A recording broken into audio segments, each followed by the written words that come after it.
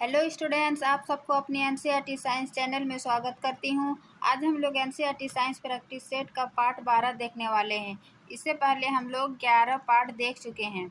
जिसने नहीं देखे हैं वह चैनल पर प्लेलिस्ट बना हुआ है, आप वहां से देख सकते हैं। यह प्रैक्टिस सेट एनसीईआरटी क्लास 6 से 12 तक है। इम्पोर्टेंट एमसीक्यू जो आने वाले किसी भी टीचिंग एग्जाम की तैयारी कर रहे हैं छात्र छात्राओं के लिए काफ़ी महत्वपूर्ण है। चलिए शुरू करते हैं आज की क्लास। इससे पिछले क्लास में 11 पार्ट में 60 तक देखे हैं। आज क्वेश्चन नंबर 61 से देखेंगे। निम्न में से किसके कारण सिक्का पानी में उठा हुआ प्रतीत होता है? अपवर्तन, विवर्तन या परावर्तन। इनमें से दिया हुआ कि सिक्का पानी में ऊपर उठा हुआ प्रतीत होता है, इनमें से किसके कारण उठा हुआ प्रतीत दिखता है? तो इसका आंसर हो जाएगा अपवर्तन। प्रकाश के अपवर्तन के कारण सिक्का पानी में उठा हुआ प्रतीत होता है। अपवर्तन क्या है? जब प्रकाश एक माध्यम में दूसरे माध्यम से प्रवेश करती है तो उसकी चाल में परिवर्तन हो जाता है। तो इस घटना में सिक्का पानी से उठा हुआ प्रतीत होता है। और इसका दूसरा उदाहरण तारे का टिमटिमाना, ये सब प्रकाश अपवर्तन का उदाहरण है। परावर्तन क्या है? जब प्रकाश किसी चिकनी सतह पर पड़ती है और उसे चिकनी सतह से टकराकर वापस लौटने की घटना को परावर्तन कहते हैं। विवर्तन क्या है? विवर्तन में जैसे कि इंद्रधनुष का बनना, ये सब विवर्तन के कारण हो। तो इसका आंसर हो जाएगा ए, अपवर्तन के कारण सिक्का पानी में उठा हुआ प्रतीत होता है। फिर है 62 नंबर, निम्नलिखित कथनों पर विचार कीजिए। क्या प्रकाश कॉर्निया के माध्यम से नेत्र में प्रवेश करता है? या फिर प्रकाश किरणों का अधिकांश अपवर्तन कॉर्निया के बाहरी पृष्ठ पर होता है? फिर है परितारिका पुतली के साइज को नियंत्रित करता है। सत्य कथन का चयन करें। तो इसका प्रकाश कॉर्निया के माध्यम से नेत्र में प्रवेश करता है, कथन सही है। प्रकाश किरणों का अधिकांश अपवर्तन कॉर्निया के बाहरी पृष्ठ पर ही होता है, ये भी सही है। फिर परितारिका पुतली के साइज को नियंत्रित करता है, यानी उपर्युक्त सभी सही हो जाएगा। इसका हम नेत्र का थोड़ा चित्र देख लेते हैं। ये मानव नेत्र, ये क्या है? स्वच्छमंडल। स्वच्छमंडल को ही हम कॉर्निया कहते हैं। इसमें क्या है? प्रकाश, एक मिनट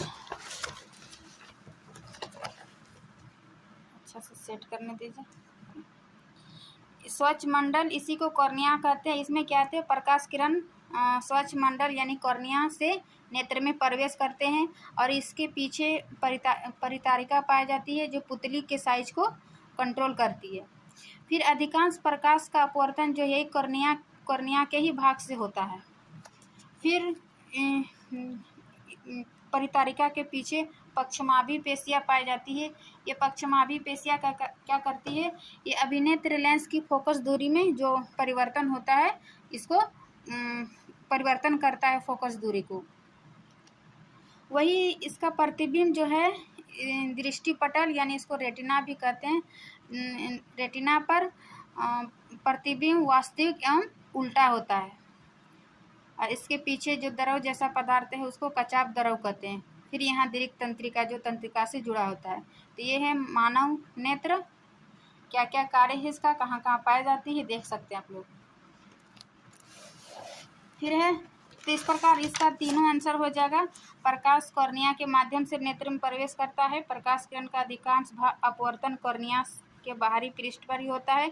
परितारिका क्या करता है? पुतली के साइज को कंट्रोल करता है। इस प्रकार इसका उपर्युक्त सभी आंसर हो जाएगा। फिर क्वेश्चन नंबर 63, अभिनेत्र लेंस रेटिना पर किसी वस्तु का प्रतिबिंब बनाता है। अभी हम बताए कि रेटिना पर प्रतिबिंब कैसा बनता है? वास्तविक एवं उल्टा। तो इसका आंसर हो जाएगा सी। फिर क्वेश्चन नंबर 64, क्या है? अभिनेत्र लेंस की फोकस दूरी में परिवर्तन किया जाता है।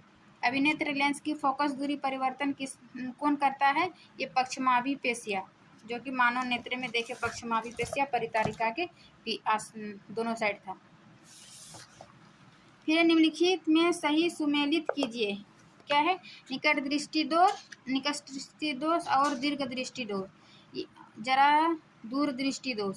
तो इससे बोल रहा है निकट दृष्टि दोष को दूर करने के लिए कौन सा लेंस का उपयोग किया जाता है, क्या उत्तल लेंस या फिर दीर्घ दृष्टि दोष अवतल लेंस, जरा दूर दृष्टि दोष में द्विफोकसी लेंस। इसका कौन सा कथन सही है?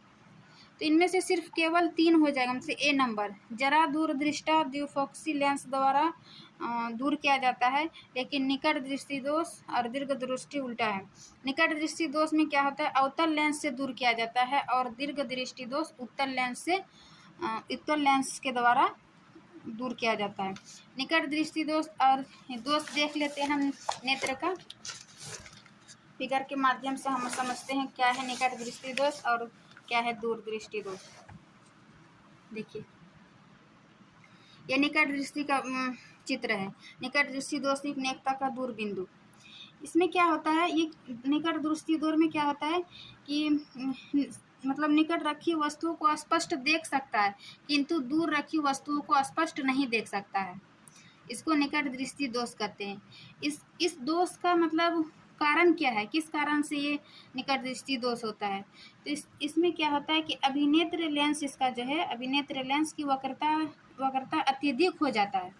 अभिनेत्र लेंस की वक्रता अधिक हो जाता है और नेत्र गोलक का लंबा हो जाता है, मतलब ये नेत्र गोलक लंबा हो जाता है, जिस कारण निकट की वस्तु को देख सकता है, दूर की वस्तु को नहीं देख सकता है। इसलिए निकट दृष्टि दोष को दूर करने के लिए क्या करते हैं, अवतल लेंस यानी इसको अपसारी लेंस भी कहते हैं, ताकि ये फैल कर मतलब अपसारी में फैलता है अवतल लेंस में, ताकि दूर की वस्तुओं को आसानी से दिखाई दे। इसलिए निकट दृष्टि दोष को संशोधन करने के लिए अवतल लेंस का उपयोग किया जाता है। वही दूर दृष्टि क्या है, दीर्घ दृष्टि दोष या दूरदृष्टि। इसमें क्या होता है कि कोई वस्तु दूर की वस्तु को स्पष्ट देख सकता है, परंतु निकट रखी वस्तु को स्पष्ट नहीं देख सकता है। इसका कारण क्या है कि नेत्र लेंस की फोकस दूरी अत्यधिक हो जाता है। इसका फोकस दूरी अत्यधिक हो जाता है दूर में, लेकिन निकट वाला में क्या था, इसका अभिनेत्र लेंस की वक्रता अत्यधिक हो जाना और नेत्र गोलक लंबा हो जाना। इसमें नेत्र गोलक क्या होता है, छोटा हो जाता है, इस प्रकार छोटा और मोटा हो जाता है दूरदृष्टि में। इसलिए इस लेंस को दोष को दूर करने के लिए उत्तल लेंस का प्रयोग किया जाता है।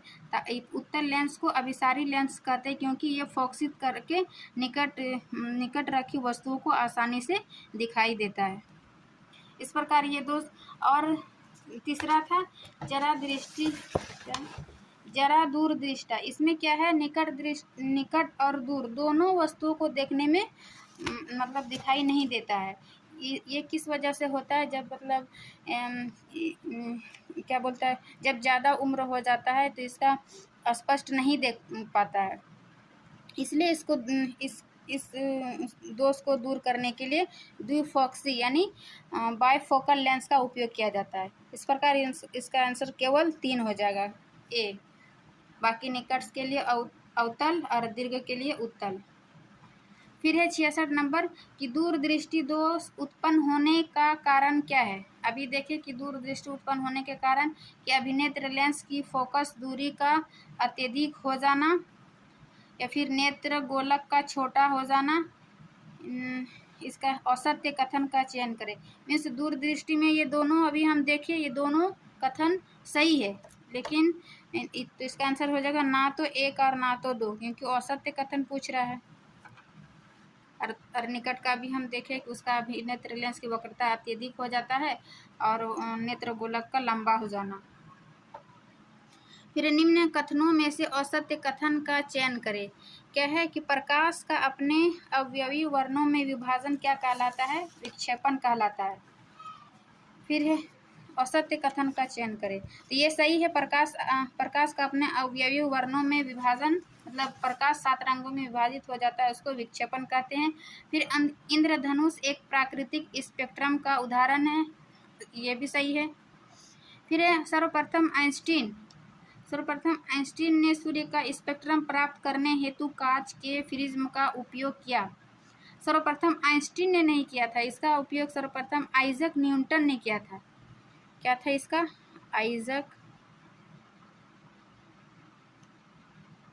न्यूटन ने किया था। तो इसका ये आंसर असत्य हो जाएगा। फिर आगे देखते हैं, इंद्रधनुष सदैव सूर्य के विपरीत दिशा में बनता है, यानी ये भी सही है। इसका असत्य कथन हो जाएगा सी। सर्वप्रथम सूर्य का स्पेक्ट्रम किसने देखा? आइजैक न्यूटन ने, लेकिन यहाँ आइंस्टीन दिया हुआ, तो सी नंबर ही गलत हो जाएगा। फिर ये क्या कारण है कि सूर्य हमें वास्तविक सूर्योदय से लगभग 2 मिनट पूर्व दिखाई देने लगता है? इसका कारण हो जाएगा प्रकाश का अपवर्तन, क्योंकि प्रकाश का अपवर्तन का मतलब हम देखें कि सिक्का उठा हुआ प्रतीत हो जाता है, फिर है तारे का टिमटिमाना, तो सूर्योदय से 2 मिनट पूर्व दिखाई देने वाला ये भी प्रकाश का अपवर्तन होता है के कारण है। और प्रकाश का परिकिरणन का क्या कारण है? जैसे आकाश का नीला दिखना, समुद्र के जल का रंग, या फिर सूर्योदय सूर्यास्त के समय रक्ततामिनी थोड़ा सा लाल दिखाई देना, ये सब प्रकाश का परिकिरणन के कारण होता है। फिर प्रकाश का विक्षेपण क्या है? जो प्रकाश 7 रंगों में विभाजन हो जाता है उसको परिक्षेपण कहते हैं। फिर प्रकाश का विवर्तन, ये इंद्रधनुष का उदाहरण है, इंद्रधनुष का बनना विवर्तन का उदाहरण है। इस प्रकार इसका आंसर हो जाएगा ए। फिर निम्नलिखित में सही सुमेलित कीजिए। क्या है? आकाश का नीला रंग, नीला रंग में जो होता है वो प्रकीर्णन, अभी हम बताए आकाश का नीला रंग, समुद्र का जल नीला होना, ये सब प्रकीर्णन के कारण होता है। फिर ये सही सुमेलित कीजिए। इस प्रकार ये इसका सही नहीं है। तारे का टिमटिमाना क्या देखिए हम? अपवर्तन के कारण, ये दोनों उल्टा है। फिर ये प्रकाश का अवयवी वर्णों में विभाजन किसके कारण था? विक्षेपण के कारण प्रकाश के वर्णों यानी 7 रंगों में जो विभाजित हो जाता है ये विक्षेपण के कारण होता है। इस प्रकार इसका केवल 3 आंसर सत्य हो जाएगा, बाकी दोनों उल्टा दिया हुआ है। फिर है ओम के नियम, क्या है? ओम के नियम के अनुसार विभवांतर विद्युत धारा के समानुपाती होगा यदि, ओम का नियम क्या है कि यदि किसी प्रतिरोध के सिरों के बीच विभवांतर मतलब उसमें प्रभावी विद्युत धारा जो है उसके समानुपाती या फिर उसके अनुक्रमानुपाती होता है, परंतु इसका एक शर्त है कि यह प्रतिरोध के ताप इसमें समान रहता है। जैसे कि इस प्रकार ये विभवांतर हो गया और आई, जब तक ये प्रतिरोध मतलब ताप समान ना हो, ये भी बराबर भी समानुपाती आई नहीं होगा। इसलिए ओम का नियम यही कहता है कि भी समानुपाती आई जब तक ताप स्थिर यानी समान ना हो, तो इसका आंसर हो जाएगा समानुपाती। विद्युत धारा के समानुपाती होगा यदि तापमान स्थिर हो।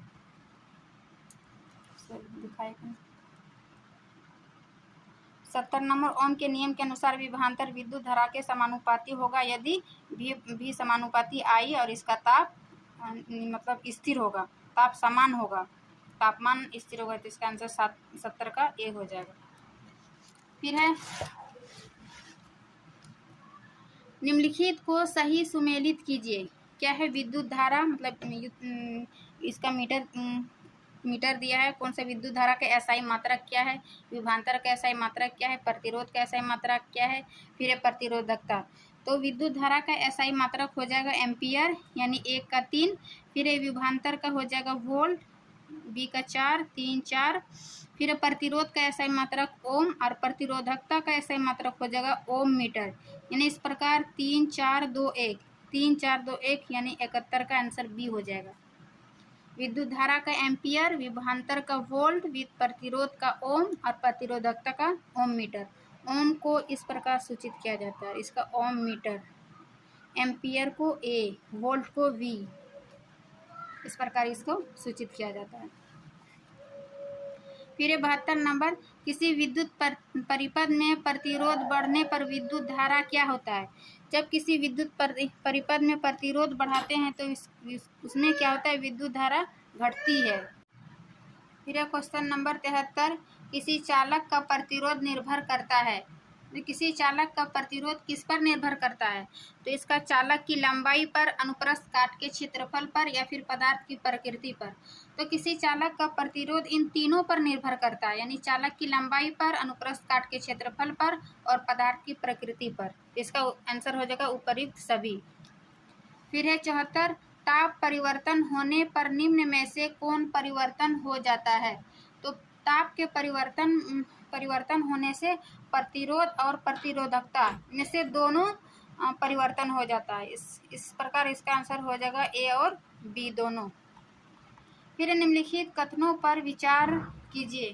क्या है? श्रेणी क्रम में तुल्य प्रतिरोध का मान एकल प्रतिरोध से कम होता है, या फिर पार्श्व क्रम को समानांतर क्रम भी कहते हैं।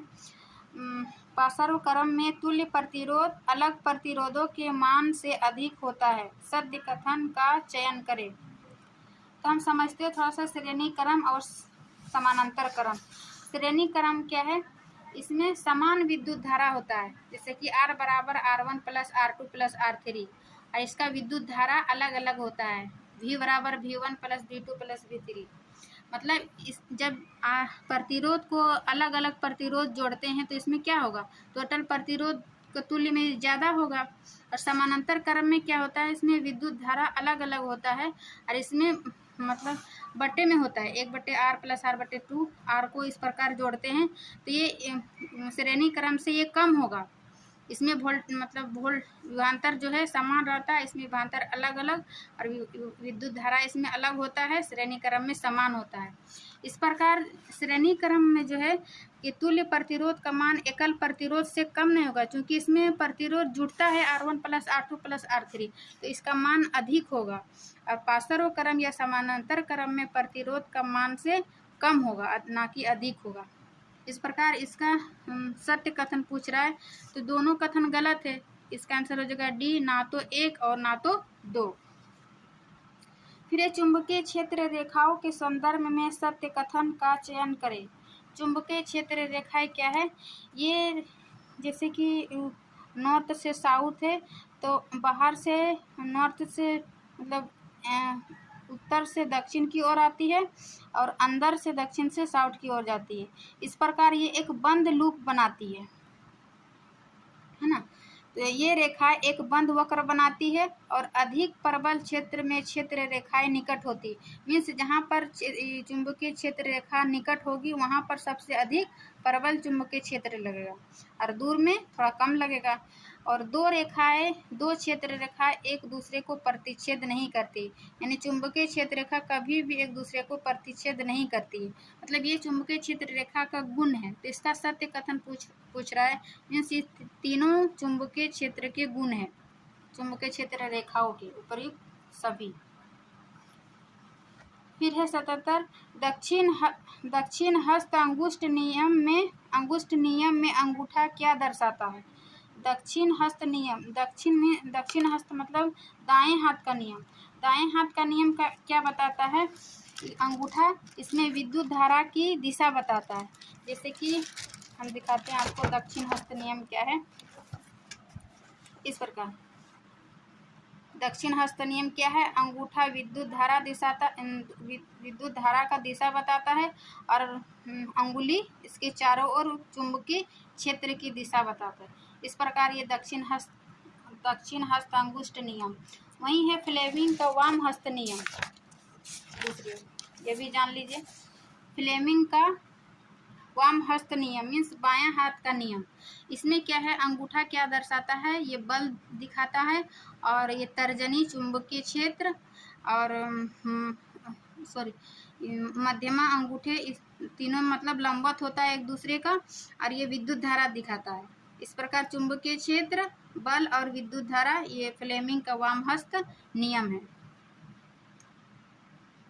इसको तर्जनी यानी इसको मध्यमा बोलते हैं। तर्जनी चुंबकीय क्षेत्र, मध्यमा विद्युत धारा, और अंगूठा बल को दिखाता है। तो इसका आंसर हो जाएगा बी, विद्युत धारा की दिशा। दक्षिण हस्त अंगुष्ठ नियम में अंगूठा क्या दर्शाता है? तो विद्युत धारा की दिशा। 78 नंबर, परिनालिका के भीतर चुंबकीय क्षेत्र होता है। परिनालिका के भीतर चुंबकीय क्षेत्र क्या होता है? परिनालिका क्या है?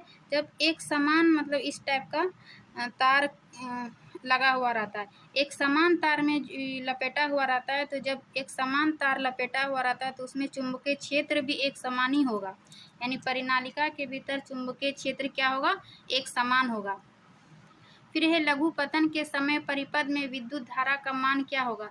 लघु पतन कब होता है? जब शॉर्ट सर्किट हो जाता है, मीन्स आग जल जाता है। इसमें क्या होता है, जब विद्युत धारा का मान अत्यधिक बढ़ जाता है तो शॉर्ट सर्किट मतलब लघु पतन की क्रिया हो जाती है। इसका आंसर हो जाएगा विद्युत धारा का मान बहुत अधिक बढ़ जाता है, तब हमारे घरों का मतलब लाइन कट जाता है, आग लग जाता है।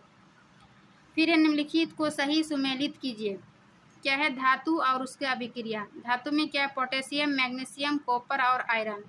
पोटेशियम क्या करता है, पोटेशियम क्या है मतलब ये ठंडे जल के साथ अभिक्रिया नहीं करता है पोटेशियम। और मैग्नीशियम का क्या कार्य है, गर्म जल के साथ अभिक्रिया करता है। मैग्नीशियम ठंडे जल के साथ अभिक्रिया नहीं करता है या गर्म जल के साथ अभिक्रिया करता है, जबकि पोटेशियम ठंडे जल के साथ अभिक्रिया करता है। और कॉपर का क्या कार्य है, अभिक्रिया है। कॉपर जल के साथ अभिक्रिया नहीं करता है। कॉपर क्या है, जल के साथ अभिक्रिया नहीं करता है। और आयरन, आयरन का क्या है, आयरन भाप के साथ अभिक्रिया करता है। इसका थोड़ा हम इसका आंसर हो जाएगा 1, लेकिन थोड़ा और जान लेते हैं 80 का।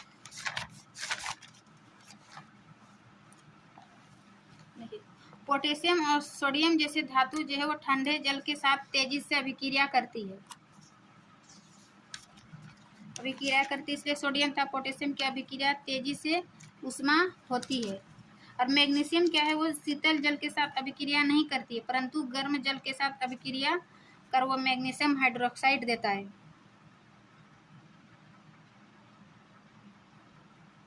फिर है, चूंकि हाइड्रोजन गैस जो है बुलबुले मैग्नीशियम धातु की सतह पर चिपक जाते हैं, अतः यह भी तैरना पड़ेगा। और एल्यूमिनियम, आयरन तथा जिंक जैसी धातुएं जो ना तो शीतल जल के साथ अभिक्रिया करता है और ना ही गर्म जल के साथ अभिक्रिया करता है, लेकिन ये भाप के साथ अभिक्रिया करके यह धातु ऑक्साइड बनाता है तथा हाइड्रोजन प्रदान करता है। कौन, एल्यूमिनियम, आयरन तथा जिंक। वहीं दूसरी ओर लेड, कॉपर, सिल्वर तथा गोल्ड जैसी धातुएं जो है जल के साथ बिल्कुल अभिक्रिया नहीं करती है। लेड, कॉपर, सिल्वर तथा गोल्ड जैसी धातुएं जल के साथ अभिक्रिया मतलब बिल्कुल भी अभिक्रिया नहीं करती है। इस प्रकार इसका आंसर हो जाएगा 80 का ए। तो ये थी आज की क्लास। वीडियो अच्छी लगी तो लाइक एंड सब्सक्राइब जरूर करें। ये एनसीईआरटी बिल्कुल बेस्ट है। इसका जो क्वेश्चन है बीपीएससी टीआरई में बहुत सारा क्वेश्चन मतलब इसमें मिलता है, इसीलिए ये सेशन आप लोग के लिए काफ़ी इम्पोर्टेंट है। वीडियो को लाइक एंड सब्सक्राइब कर लीजिएगा। मिलते हैं नेक्स्ट क्लास में, तब तक के लिए थैंक यू।